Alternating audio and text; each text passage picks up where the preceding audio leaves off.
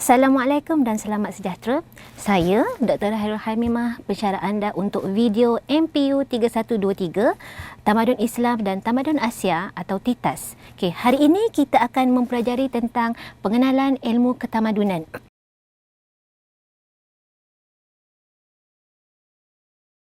Pada akhir video ini, pelajar seharusnya dapat menerangkan maksud tamadun.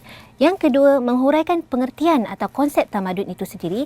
Yang ketiga, pelajar mampu menunjukkan ukuran atau nilai bagi menentukan tahap pencapaian sebuah tamadun. Dan yang terakhir, mengenal pasti apakah rujukan bagi menentukan satu bangsa itu bertamadun atau sebaliknya.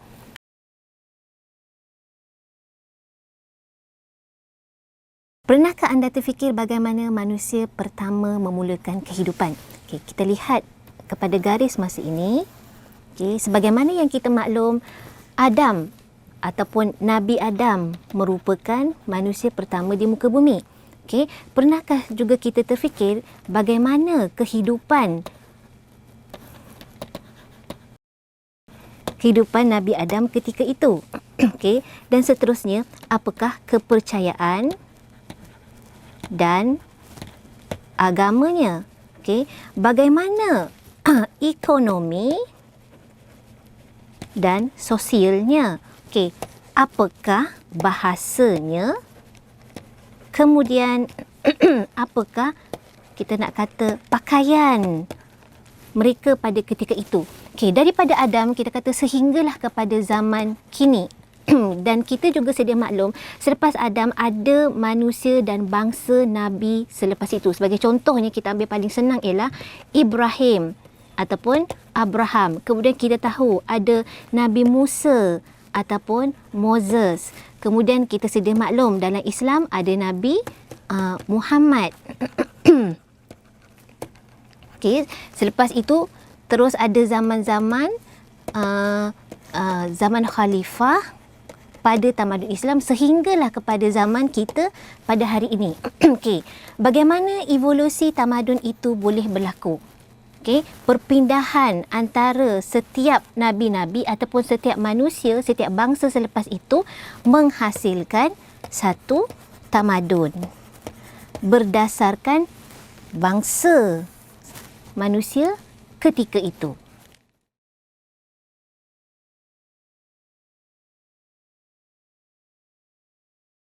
Okey, kita pergi kepada takrif dan ciri tamadun. Okey, apakah itu tamadun? Okey, tamadun menggambarkan kemajuan masyarakat dari sudut ilmu pengetahuan dan fizikal. Ilmu pengetahuan ni kita sedia maklum ialah satu ilmu. Fizikal berbentuk pembangunan, berbentuk ekonomi, berbentuk politik. Okey, dari perspektif semasa, tamadun itu merujuk kepada pencapaian tinggi dalam sains dan teknologi selari dengan penonjolannya dalam tamadun barat. Okey, kita lihat juga kepada slide ini, kita lihat makna tamadun itu mempunyai pengertian madana, umran, hadarah, peradaban dan juga civilization. Dari madana munculnya perkataan madani, yang mana madana ini bermaksud membuka bandar, mempunyai budi pekerti yang tinggi. Hasilnya ialah melahirkan sifat perbandaran yang mempunyai masyarakat halus budi pekertinya. Okey. Dan madana dan madani ini basicnya, landasannya ialah din, iaitu kehidupan yang beragama. Okey, seterusnya dari tamadun ini juga lahir perkataan umran, hadarah dan juga peradaban. Umran dan hadarah ini membawa maksud pembentukan kota, pembentukan bandar yang mempunyai peradaban yang tinggi.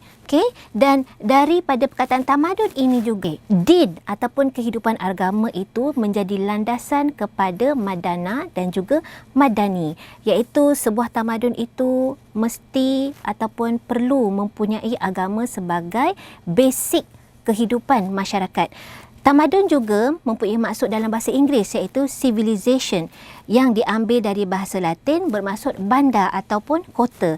Jadi secara kesimpulannya kita boleh katakan sebuah tamadun itu terbentuk melalui pembukaan bandar, kota, mempunyai peradaban iaitu halus budi pekerti, okay, dan agama menjadi landasan ataupun basic kepada satu tamadun.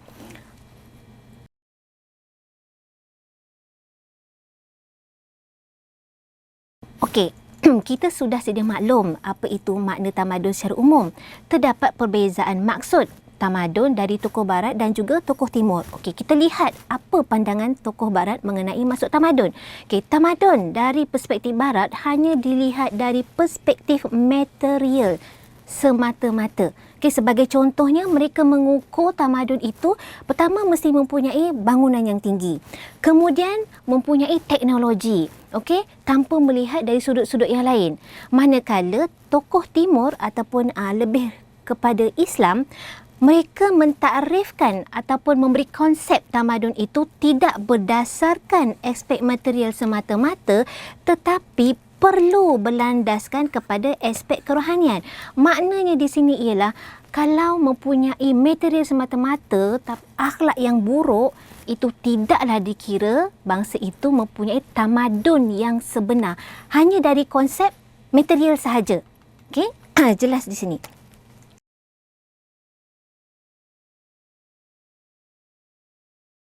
Okey, seterusnya kita lihat kepada ciri-ciri tamadun. Okey, ciri-ciri tamadun kat sini ada lebih kurang 7. Okey, ciri tamadun yang pertama ialah pembinaan dan perkembangan kota urbanisasi.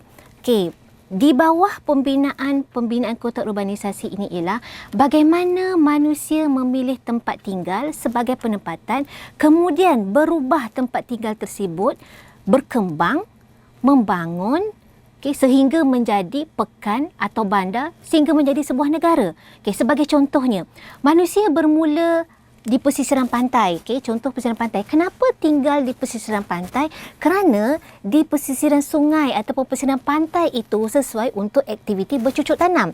Okay, di pesisiran sungai itu mempunyai sumber makanan dan kehidupan. Okay, di pesisiran sungai itu juga mempunyai aktiviti pengangkutan. Maksudnya di sini ialah manusia itu hidup teratur dan lebih sistematik. Dari pesisiran pantai atau sungai itu berkembang menjadi sebuah penempatan bandar dan akhirnya menjadi sebuah kota hinggalah terbentuk menjadi sebuah negara. Okey, yang seterusnya, ciri-ciri tamadun yang kedua mempunyai pembahagian kerja secara kolektif. Okey, di sini bermaksud manusia sudah mempunyai pengkhususan kerja dan telah wujud pelbagai jenis pekerjaan seperti petani, penternak, peniaga, pedagang dan lain-lain. Okay, ini menjadikan kehidupan mereka saling seimbang dan saling bergantung antara satu sama lain. Okay, yang ketiga, mempunyai stratifikasi dan organisasi sosial.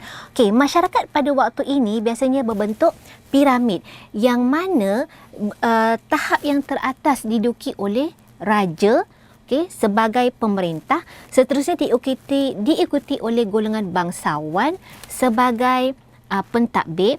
Yang ketiga, layer yang ketiga diikuti oleh golongan tekronat menjadi pemimpin. Kemudian layer yang seterusnya ialah pembesar istana, okay, dan seterusnya diikuti oleh ahli agama atau pendeta, manakala rakyat berada di tempat yang paling bawah. Dan organisasi ini sudah diamalkan dalam kehidupan masyarakat tamadun Mesopotamia semasa pemerintahan Raja Hammurabi. Okay, yang seterusnya, ciri-ciri tamadun mempunyai tulisan, bahasa dan komunikasi. Okay, pada awalnya, tulisan dapat dilihat dalam bentuk gambar, bentuk simbol atau dalam bentuk pepaku. Contohnya, tulisan hieroglifik. Tulisan hieroglifik ini ialah tulisan orang Mesir Purba yang dipahat pada makam atau batu. Okey, contoh tulisan yang lain ialah tulisan cuneiform, iaitu berbentuk simbol yang ditulis pada kepingan tanah liat oleh masyarakat Mesopotamia. Seterusnya, tulisan piktograf, iaitu tulisan berbentuk gambar yang dicipta oleh masyarakat Hindu. Dan lahir juga tulisan histogram, iaitu tulisan berbentuk simbol yang terkenal dalam masyarakat Cina. Okey, ciri tamadun yang seterusnya ialah agama dan kepercayaan. Kita sedia maklum, agama ialah fitrah manusia dan setiap tamadun perlu mempunyai kepercayaan dan agama sendiri untuk membentuk tamadun mereka. Okey, pada awalnya pada awalnya kalau kita lihat timeline yang saya telah beri tadi bermula daripada Nabi Adam ataupun Adam. Kita boleh ambil maklum Adam mempunyai sistem kepercayaannya sendiri. Saya boleh katakan pada awalnya masyarakat ataupun zaman itu menyembah kepada satu Tuhan ataupun monoteism. Kemudian evolusi itu berubah menjadi kepercayaan naturalisme, yang mana masyarakat pada waktu ketika itu sudah menyembah alam semula jadi seperti pokok, batu dan sebagainya. Kemudian berpindah kepada berbentuk kepercayaan animisme, iaitu percaya bahawa terdapat kuasa gaib yang menguasai alam sekeliling. Itu mereka percaya kepada roh untuk menyelamatkan masyarakat ketika itu. Kemudian berpindah kepada kepercayaan dinamisme dengan menyembah unsur-unsur supernatural seperti api, matahari, angin dan petir, yang dipercayai unsur-unsur tersebut perlu disembah untuk menyelamatkan bangsa mereka. Dan akhirnya berpindah kepada politisme, iaitu menyembah kepada banyak Tuhan. Kita sudah mempelajari ciri-ciri tamadun perlu mempunyai agama dan kepercayaan. Pernahkah anda menyoal diri anda dan terfikir apakah agama yang dianuti oleh manusia yang pertama, iaitu Nabi Adam ataupun Adam? Okey, yang seterusnya kita masuk pada ciri-ciri tamadun yang keenam dan juga yang ketujuh. Ciri tamadun yang keenam ialah penggantian kehidupan nomad kepada kehidupan yang lebih moden, dibantu kemajuan sains dan teknologi pada ketika itu. Okey, dan seterusnya kepada hari ini. Dan ciri yang ketujuh ialah mempunyai seni dan estetika.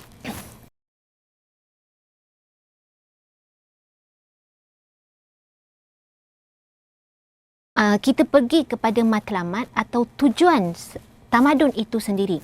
Okey, secara umumnya kita boleh lihat matlamat tamadun itu mempunyai 4. Okey, untuk membina ilmu pengetahuan, untuk mencapai material, untuk mengamalkan agama, moral dan akhlak, dan juga untuk mensejahterakan kehidupan manusia. Kita lihat yang pertama, iaitu matlamat tamadun untuk membina ilmu pengetahuan. Kita lihat saja tamadun Yunani sebagai contoh, ya, melahirkan tokoh ilmu seperti Plato, Socrates, Hippocrates, yang mana ilmu mereka ini mempengaruhi bangsa-bangsa hampir di seluruh dunia, baik di Eropah maupun di dunia Arab. Okay. Yang kedua, matlamatnya ialah untuk pencapaian material. Setiap tamadun mahu membangunkan material mereka sendiri, seperti membangunkan pertanian, membangunkan perindustrian, membangunkan perkapalan, penternakan dan sebagainya yang boleh memberikan kehidupan yang baik kepada manusia. Okay. Matlamat yang ketiga, bagaimana tamadun itu mahu membentuk agama, moral dan akhlak masyarakatnya. Okey, terdapat tamadun yang mempunyai matlamat melahirkan individu yang mengaplikasikan moral, akhlak dalam kehidupan, iaitu tamadun Islam. Okey, yang seterusnya iaitu yang keempat, matlamat tamadun ialah untuk mensejahterakan kehidupan manusia. Ya, semua tamadun mempunyai matlamat mensejahterakan kehidupan manusia. Hanya apabila undang-undang itu tidak diikuti dan telah berlaku penyalahgunaan kuasa, kesejahteraan hidup itu tidak lagi menjadi matlamat dalam sebuah tamadun.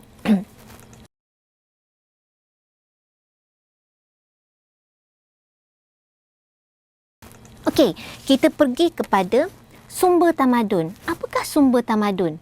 Okey, bagaimana sumber tamadun itu boleh membentuk satu tamadun itu sendiri? Sebagai contohnya, tamadun Islam. Apakah sumber untuk membentuk tamadun Islam? Apakah sumber untuk membentuk tamadun Melayu, Cina, India dan Barat kontemporari kini? Okey, saya boleh katakan secara umumnya sumber tamadun ini boleh dibahagikan kepada dalam slide ini ada 4, tapi saya mengcombinkan ilmu dan pemikiran. Okay, sumber tamadun pertama ialah ilmu dan pemikiran. Mengapa? Kerana dengan ilmu pengetahuanlah manusia membina tamadun melalui idea, pemikiran mereka, penciptaan mereka dan inovasi yang dibawa oleh masyarakat ketika itu, tokoh-tokoh ketika itu. Okey, yang kedua, sumber tamadun ialah material. Okey, yang terdiri daripada hasil bumi yang terdapat dalam tamadun itu sendiri. Contohnya, terbinanya tamadun Mesir pada ketika itu kerana apa? Sumbernya daripada Sungai Nil yang menjadi sumber ekonomi yang akhirnya membentuk tamadun yang maju dan hebat pada ketika itu. Sebagai contohnya, lahirnya kota Memphis. Okey, kita lihat sebentar. Kota Memphis ini sebenarnya telah lahir pada zaman sebelum Nabi Yusuf lagi.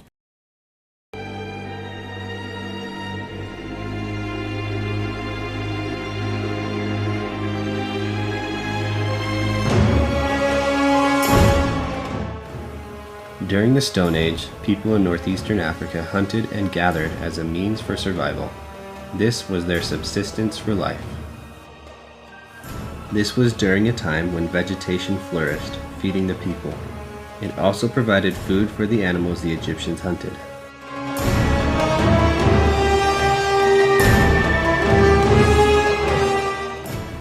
After a while, desertification occurred. This most commonly happens due to climate change or human actions. Water became scarce, killing all plant life, leaving people and animals to search for other sources. Because of this need, people moved into the valley of the Nile.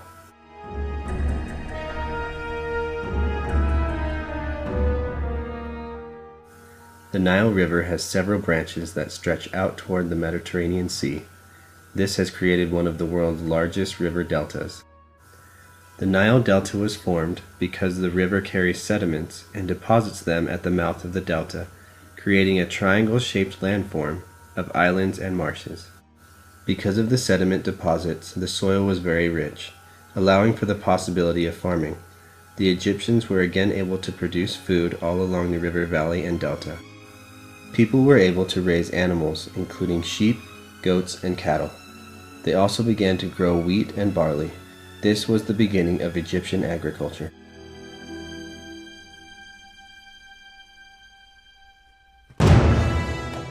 As the Nile River flooded over its banks, silt was spread onto the land. Farmers could then walk their animals along the river, pushing seeds deep into the soil. Although the Nile River gave life, it could easily take it away. When flooding did not occur, the land was very dry, and there wasn't any silt to plant seeds. If the river flooded too much, it would spill very widely and wash away any seeds already planted. For this reason, the Egyptians needed to invent a way to predict whether or not the river would flood. This led to the creation of a calendar which bettered Egyptian lives and reassured their survival. Okey, sumber yang ketiga ialah agama. Agama membentuk satu trademark setiap tamadun, iaitu dari segi cara berfikir, cara bercakap, cara berpakaian, etika, berkomunikasi ialah hasil daripada agama. Dan agama itu mempunyai hubungan yang rapat dengan tamadun, bangsa, negara. Tapi kita perlu ingat ya, tidak semua tamadun itu dipengaruhi oleh agama seperti tamadun barat kontemporari kini, bukannya yang dahulu, kini. Dan agama juga boleh membentuk world view ataupun pandangan semasa seorang dalam melahirkan tindakan mereka dalam kehidupan.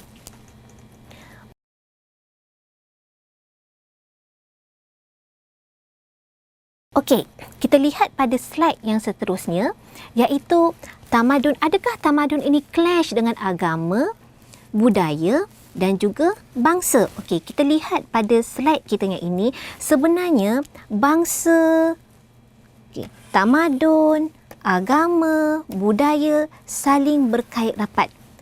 Saling berkait rapat dan juga saling mempunyai hubungan. Sebuah bangsa perlu mempunyai budaya. Bangsa dipengaruhi oleh agama. Dari agama ini membentuk tamadun. Daripada agama ini membentuk budaya. Dan dari agama juga dianuti oleh bangsa. Kita lihat rajah ini saling tindan bertindan, saling sokong menyokong. Bermakna tamadun tidak ada masalah dengan agama, budaya dan bangsa. saling berkait rapat sesama mereka dan akhirnya membentuk satu world view. Okey.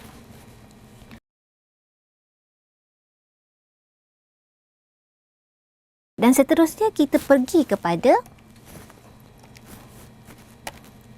hubungan tamadun dengan budaya. Adakah terdapat perbezaan antara tamadun dan budaya?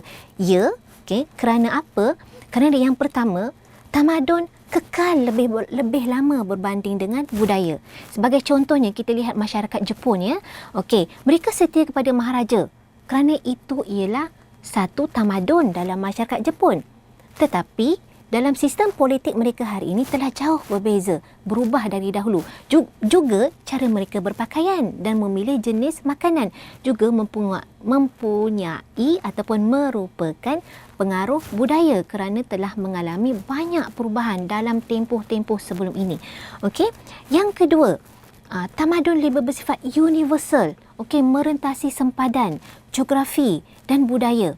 Tamadun melampaui batas kenegaraan, sedangkan budaya terhad kepada wilayah negara tertentu. Kita ambil contoh tamadun Islam, contohnya mengandungi beberapa budaya mengikut negara. Kita lihat saja budaya masyarakat Islam di rantau Asia berpakaian dengan cara berpakaian masyarakat Arab. Sungguh pun mereka ini berpakaian berbeza. Contohnya Malaysia memakai baju kurung menutup aurat dan budaya Arab itu perlu memakai purdah, perlu memakai jubah. Mereka berada di bawah satu tamadun, iaitu tamadun Islam. Tetapi budaya sahaja berbeza. Okey.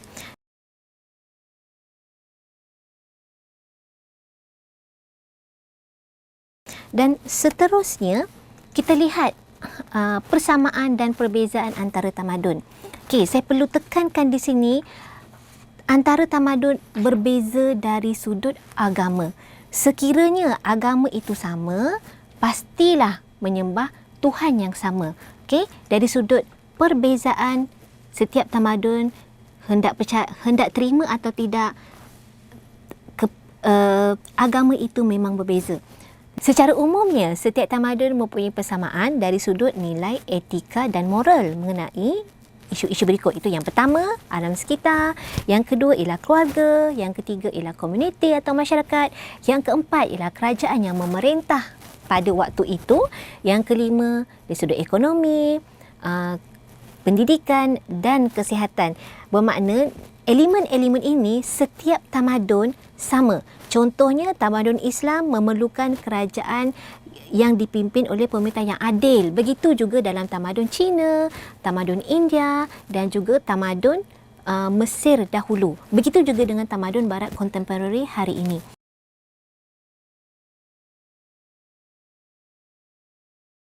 Okey, rumusan dari video ini saya bahagikan kepada 4. Yang pertama, kita lihat perbezaan definisi tamadun antara Barat dan Timur.